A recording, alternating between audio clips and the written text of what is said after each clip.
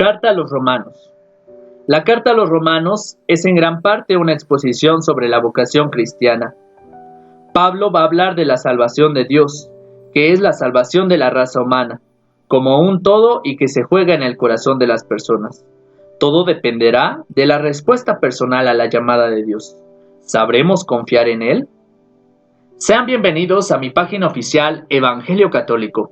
Te saluda tu amigo Daniel Pérez.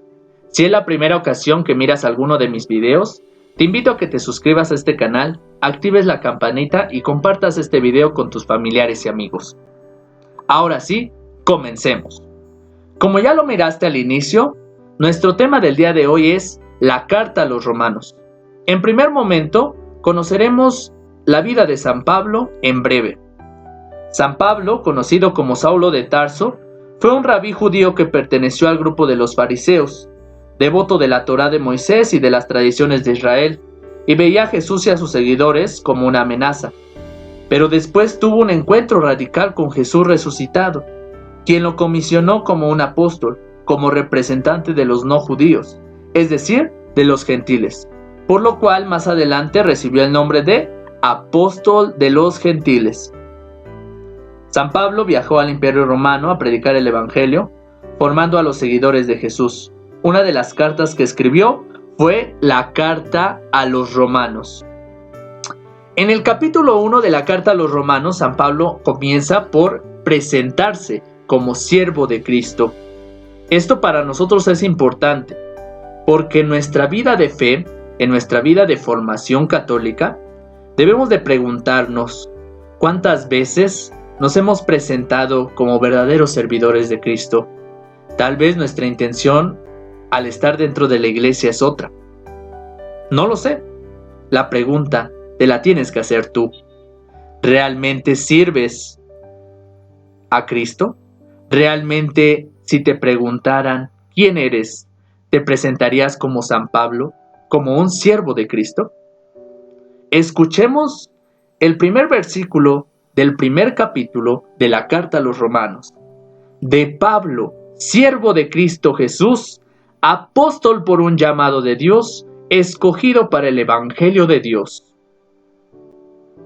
En este pequeño fragmento, San Pablo acaba de presentarse perfectamente como un servidor por medio de un llamado de Dios y escogido para el Evangelio. 3 puntos importantes que nosotros tenemos que conocer en nuestra vida de iglesia. Somos servidores, somos llamados y somos escogidos para el Evangelio. ¿Cuál Evangelio?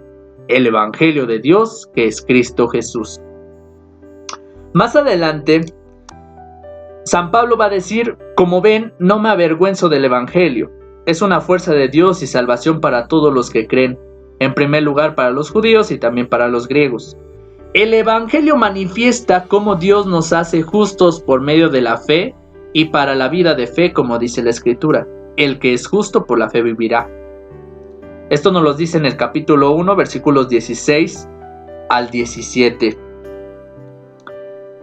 Esto nos trata de decir y nos invita a pensar nosotros también en no avergonzarnos del Evangelio, porque Dios es nuestra fuerza, la salvación para todos los que creemos en Él. Muchas veces existe dentro de nuestra iglesia personas que asisten, que van a la iglesia, a misa, a un curso de evangelización, pero dentro de casa se avergüenzan tan siquiera de decir la palabra de Jesús o ponerse a rezar el rosario o hacer otro culto propiamente religioso. Por eso reflexionemos en cuántas veces nosotros no nos hemos avergonzado del Evangelio. En el capítulo 2, San Pablo continúa diciendo, invitándolos a todos de la siguiente manera. Por lo tanto, amigo mío, si eres capaz de juzgar, ya no tienes disculpa. Te condenas a ti mismo cuando juzgas a los demás, pues tú haces lo que estás condenando. Nos parece bien que Dios condena a los que hacen tales cosas, pero tú que haces lo mismo, ¿piensas que escaparás del juicio de Dios porque tanto tú como Él condenan a los demás? Esto sería aprovecharte de Dios y de su inmensa bondad. Ciertamente, ¿cuántos católicos y cuántos de nosotros hemos cometido este pecado, hemos cometido este error grave dentro de nuestra iglesia? Porque a veces llegamos a juzgar a otras personas, llegamos a criticar, a cometer un juicio sobre alguien más, sin siquiera darnos a conocer o dar a entender que ni siquiera nosotros somos capaces de cumplir la palabra de Dios. E incluso, aunque cumplieras la palabra de Dios, no tienes ningún derecho de poner un juicio sobre alguien más. Cada quien pagará de acuerdo con sus obras, dice San Pablo en el capítulo 2, versículo 6. Él pagará a cada uno de acuerdo con sus obras. Dará vida eterna a quien haya seguido el camino de la gloria, el honor y la inmortalidad, siendo constante en hacer el bien, y en cambio habrá sentencia de reprobación para quienes no han seguido la verdad, sino más bien la injusticia. Cada uno es juzgado por su conciencia. ¿Qué nos quiere decir esto? Que cada uno de nosotros, como creyentes, como fieles del Señor, seremos juzgados conforme a nuestras obras. Ya lo dirá San Pablo, la fe sin obras es una fe que está muerta. Entonces, nosotros, en primer punto de reflexión, ya entrando profundamente en la carta a los Romanos, debemos comprender que nosotros seremos juzgados de acuerdo a nuestras obras. Es momento de preguntarte, ¿qué has hecho? Si en este momento te encontraras con Jesús y te hiciera un examen de las obras buenas que has hecho a lo largo de tu vida, analiza qué obras buenas consideras que has hecho. Para eso, aquí hay una primer tarea. Toma una hoja, toma un lapicero y redacta una lista. En esa lista redactarás todas las obras buenas que tú consideras que has hecho a lo largo de tus 20 años, de tus 30 años, de tus 40 años o de tus 50 años de vida. Si en este momento te llegara a llamar el Señor a su presencia, ¿qué obras buenas has hecho? No las malas, esas no las redactes. Solamente redacta las buenas obras. Y si es oportuno, en algún momento comparte esa redacción, tómale una foto y compártela en los comentarios de este video. Más adelante, San Pablo, dentro de la carta a los Romanos, en el capítulo 3, nos va a mencionar cuál es la ventaja de ser judío o de no ser judío. Va a comenzar diciendo, entonces, ¿cuál es la ventaja de ser judío? ¿Cuál es la utilidad de la circuncisión? Y va a decir grande bajo todo punto de vista. En primer lugar, fue a los judíos a quienes confió Dios su palabra. Es verdad que algunos de ellos no le respondieron, pero hará su infidelidad de Dios que no sea fiel, ni pensarlo. Se comprobará que Dios es fidelidad, mientras que el hombre siempre defrauda, como dice la Escritura. Será probado que tus palabras son verdaderas y saldrás vencedor si te quieren juzgar. ¿Qué nos quiere decir San Pablo en el capítulo 3?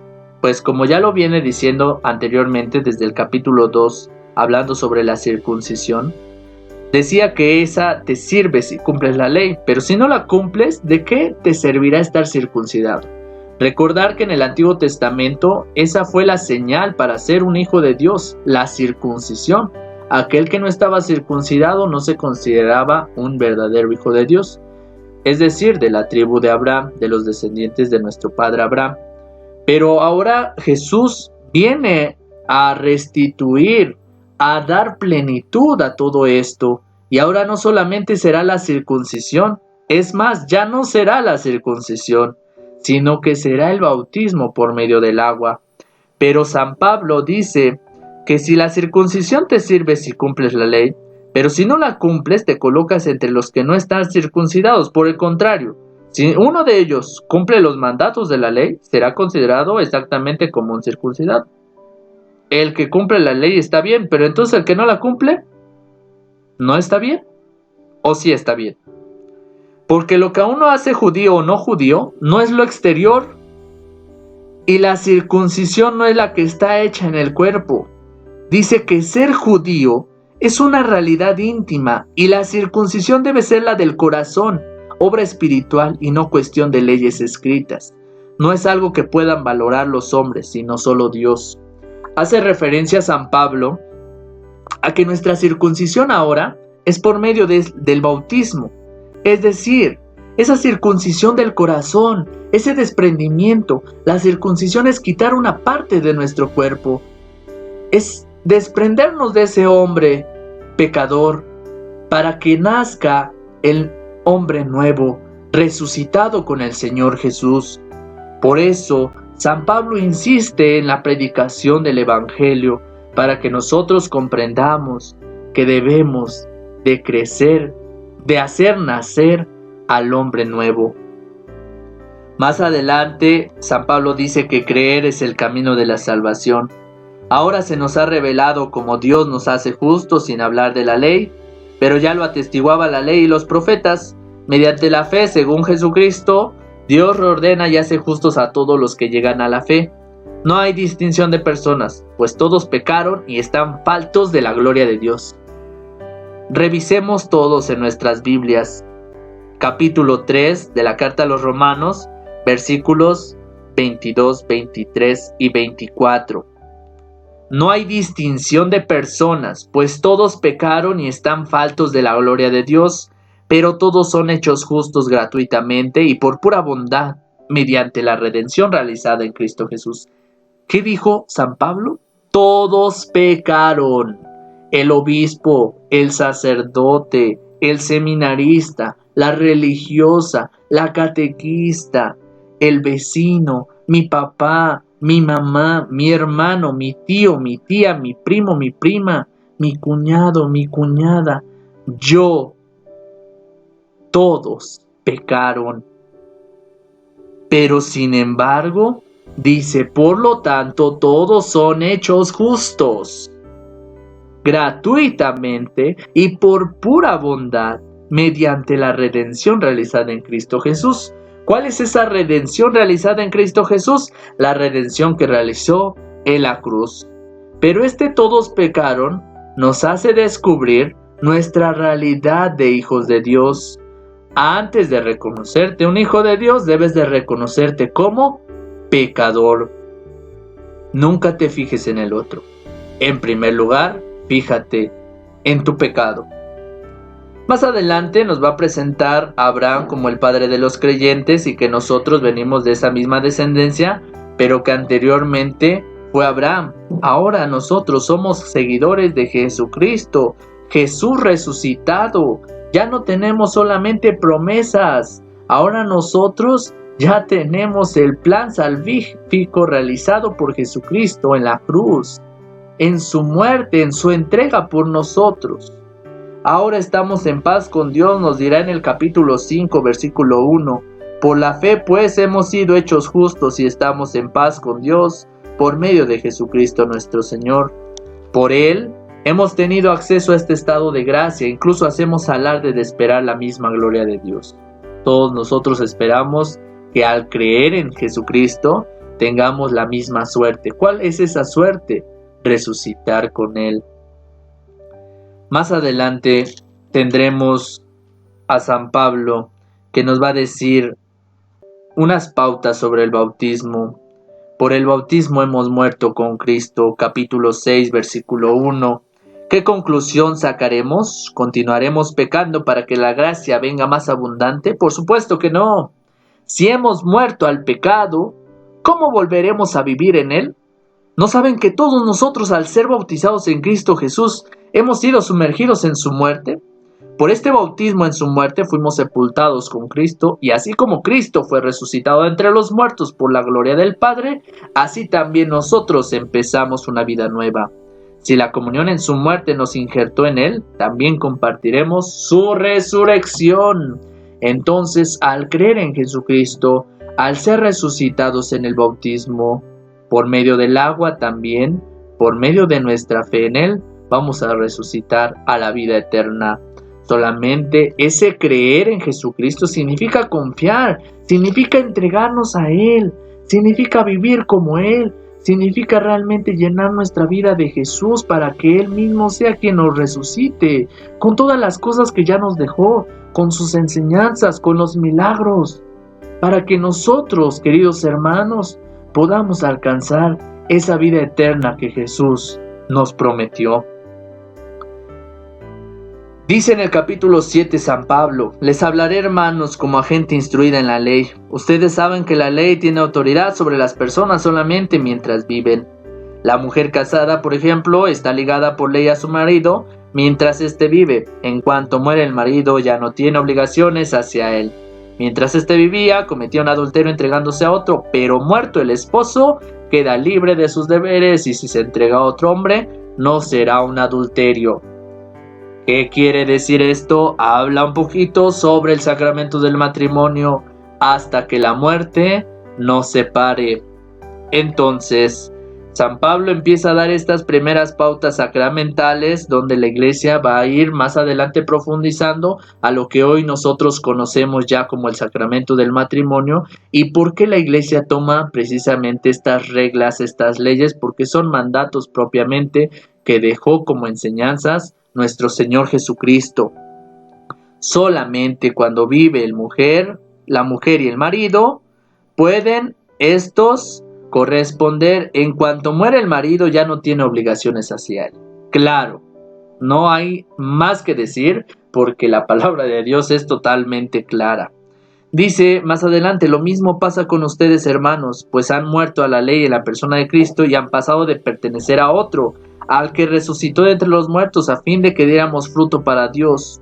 ¿Qué nos quiere decir esto? Que nosotros ya no pertenecemos a Jesucristo muerto, sino a Jesucristo resucitado. Nosotros ya no aspiramos a que venga un Mesías, a que venga un Salvador. Nosotros ahora estamos esperanzados a la vida eterna que nos ha prometido nuestro Señor Jesucristo. Pero para eso debemos cumplir ciertas normas, debemos de vivir el amor, debemos de hacer que reine el amor en medio de todos nosotros, para así poder ganarnos esa vida eterna tan anhelada por cada uno de nosotros. A lo largo de la carta a los Romanos, San Pablo nos hablará sobre el Espíritu. El Espíritu nos lo dice en el capítulo 8, versículo 5. Los que viven según la carne no piensan más que carne, y los que viven según el Espíritu buscan las cosas del Espíritu. Nos invita San Pablo, en otras palabras o en pocas palabras, a que nosotros nos enfoquemos en nuestro espíritu. La palabra de Dios es clara, porque no hay sino muerte en lo que ansía la carne, mientras que el espíritu anhela vida y paz. Los proyectos de la carne están en contra de Dios, pues la carne no se somete a la ley de Dios y ni siquiera puede someterse. Por eso los que viven según la carne no pueden agradar a Dios.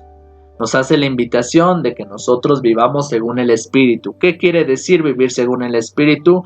Buscar siempre estar cerca de Dios por medio de nuestra oración, por medio del Santo Rosario, por medio de nuestra vida sacramental, por medio de nuestras obras de misericordia, viviendo los mandamientos, viviendo las obras espirituales, rezando por nuestros familiares, nuestros difuntos, visitando a los enfermos, haciendo la obra por nuestras mismas personas que están enfermas en nuestra propia familia. ¿Quién nos podrá apartar del amor de Dios? Dirá San Pablo. También sabemos que Dios dispone todas las cosas para bien de los que lo aman, a quienes Él ha escogido y llamado. A los que de antemano conoció, también a los predestinó a ser imagen y semejanza de su Hijo, a fin de que sea el primogénito en medio de numerosos hermanos. Así pues, a los que Él eligió los llamó, a los que llamó los hizo justos y santos, y a los que hizo justos y santos les da la gloria. Es decir, todo nuestro caminar hacia Dios, hacia la vida eterna, va a ser siempre un proceso. ¿Cuál es ese proceso? Primero, tú vas en tu vida ordinaria y algún día Dios decide llamarte. En realidad, Dios siempre te ha llamado. Desde antes del vientre de tu madre, Dios ya te había llamado y ya te había predestinado a esta vida, a la vida del amor. Pero es un proceso, porque a lo largo de la vida Dios te da la libertad, pero en el camino vas a cometer errores, vas a cometer pecados, vas a tener subidas y bajadas, pero más adelante te vas a encontrar con el Señor. Todos en cierto punto de nuestra vida nos encontramos con Dios. Algunos se encuentran desde pequeños, Algunos se encuentran en la adolescencia, algunos en la adultez, algunos hasta en la vejez, ¿sí? Y son etapas de la vida en donde cada persona va a ir encontrándose de diferente manera con nuestro Señor Jesucristo. No todos son de la misma manera. Y por eso es que este caminar es un proceso, porque Dios primero nos llama. Dice en el capítulo 8, versículo 30, así pues a los que Él eligió, los llamó. Y luego, ¿qué sigue? A los que llamó, los hizo justos y santos. A los que hizo justos y santos les da la gloria. Por eso, una vez que ya te encontraste con el Señor, viene el siguiente paso: hacerte justo y santo, hacerte más perfecto para Dios. Y más adelante, esos justos y santos les va a dar la gloria. ¿Qué es la gloria? La vida eterna. Todo esto es un proceso caminando hacia la meta, que es la vida eterna. Dios no es injusto. San Pablo va a decir, claro que no, Dios no es injusto. Dice, sin embargo, a Moisés, seré misericordioso con quien serlo y me compadeceré de quien quiera compadecerme. Debemos concluir que lo importante no es querer o llegar primero, sino que Dios tenga misericordia. Un punto importante. Todos nosotros ya nos consideramos llamados de Dios, por eso estamos recibiendo este curso de evangelización de la carta a los romanos. Y que precisamente ahora ya no depende de nosotros a decir, yo ya conozco toda la Biblia, yo voy todos los domingos a misa, yo hago mi esfuerzo. Claro, una parte es poner nuestra vida, nuestro testimonio, nuestro esfuerzo, pero lo dice San Pablo en el capítulo 9, versículo 16, debemos concluir que lo importante no es querer o llegar primero, sino que Dios tenga misericordia de nosotros. Dios tenga misericordia de nosotros. Nosotros estamos aquí recibiendo este curso por pura misericordia de Dios. Recuerdo las palabras de Monseñor Felipe, que siempre lo dijo: yo llegué a ser sacerdote por pura misericordia de Dios. ¿Cuántos sacerdotes llegaron a ser sacerdotes por pura misericordia de Dios? ¿Cuántos de nosotros hemos llegado a la iglesia por pura misericordia de Dios? Ni siquiera por nuestro propio esfuerzo. Tengamos cuidado en no dar testimonio, dar un antitestimonio de creernos capaces y portadores de que por nuestras propias fuerzas llegamos al conocimiento de Dios. No es así, queridos hermanos. Todos nosotros que hoy estamos aquí presentes, hemos llegado a recibir esto de parte de Dios por pura misericordia de Él. Más adelante, San Pablo nos seguirá compartiendo en la carta a los romanos sobre la salvación. Va a seguir insistiendo en la vida cristiana y tener en cuenta a los demás. En el capítulo 12, versículo 1, nos dice: les ruego pues, hermanos, por la gran ternura de Dios, que le ofrezcan su propia persona como un sacrificio vivo y santo, capaz de agradarle. No hay más que decir. La palabra de Dios es muy, muy clara. ¿Cuántos de nosotros asistimos a misa y comulgamos? Incluso hacemos reverencia ante el sagrario, ante el Santísimo Sacramento, pero ni siquiera nosotros nos damos cuenta que acabamos de recibir la hostia consagrada, es decir, a nuestro Señor Jesucristo lo tenemos dentro de nosotros. Ahora nosotros somos ese sagrario que anda en medio del mundo. ¿Y cuántas veces te respetas, querido hermano? ¿Cuántas veces te tomas con ternura? ¿Cuántas veces ofreces tu propia persona como un sacrificio vivo y santo, capaz de agradar a Dios? Reflexiona y analiza en tu propia vida. Más adelante, San Pablo, en el capítulo 12, versículo 9, dice: que el amor sea sincero, aborrezcan el mal y procuren todo lo bueno. Que entre ustedes el amor fraterno sea verdadero cariño y adelántense al otro en el respeto mutuo. Está dando aquí algunas indicaciones, algunas recomendaciones, algunos consejos sobre la vida matrimonial, sobre la parte de que el amor sea sincero, sobre la parte de ser diligentes, de no ser flojos, de ser fervorosos en el espíritu y servir al Señor, tener esperanza, ser alegres, ser pacientes en las pruebas y orar sin cesar. Capítulo 13, versículo 1. Cada uno en esta vida debe someterse a las autoridades, pues no hay autoridad que no venga de Dios, y los cargos públicos existen por voluntad de Dios. Por lo tanto, el que se opone a la autoridad se rebela contra un decreto de Dios y tendrá que responder por esa rebeldía. Muy, muy claro, y más en estos días y en estos momentos de la situación que estamos viviendo a nivel mundial, en la sociedad, sobre pues este tema de la enfermedad del COVID-19. Muchos de nosotros tal vez no queremos creer, no creemos, ciertamente hay otros que creen porque tienen pruebas, porque les ha ocasionado pues alguna situación en específico. Pero nos dice San Pablo precisamente que realmente nuestra vida como cristianos la debemos de manifestar como verdaderos ciudadanos, porque cada uno en esta vida nos debemos someter a la autoridad, pues no hay autoridad que no venga de Dios, y los cargos públicos existen por voluntad de Dios. Así fue creada la situación social. No debemos de echarle esta culpa al gobierno, y si es culpa de ellos, quedará en ellos. Pero de nuestra parte, como personas católicas, como hijos de Dios, como creyentes del Señor, debemos de dar testimonio de obediencia. Ser obedientes nos traerá esta parte de responder ante Dios. Aquel que no lo haga va a responder por su propia rebeldía ante las consecuencias que esto le ocasione. En el capítulo 14 nos va a invitar a una actitud comprensiva con los de conciencia débil. Y nos dice San Pablo: sean comprensivos con el que no tiene segura su fe y dejen las discusiones que terminan en división. Hay quien cree que puede comer de todo, mientras que otros menos seguros comen solo verduras. El que come de todo no debe despreciar al que se abstiene, y el que no come de todo, que no critica al que come, pues Dios lo ha tomado tal como es. ¿Y quién eres tú para criticar al servidor de otro? Si se mantiene en pie o se cae es asunto de su patrón, pero no se caerá porque su Señor tiene poder para mantenerlo en pie. Esto nos trae sobre todo las críticas. San Pablo nos hace referencia al que ¿por qué criticas a tu hermano? ¿Por qué te fijas al otro si él come esto, si él come lo otro, si él viste así, si él no viste así?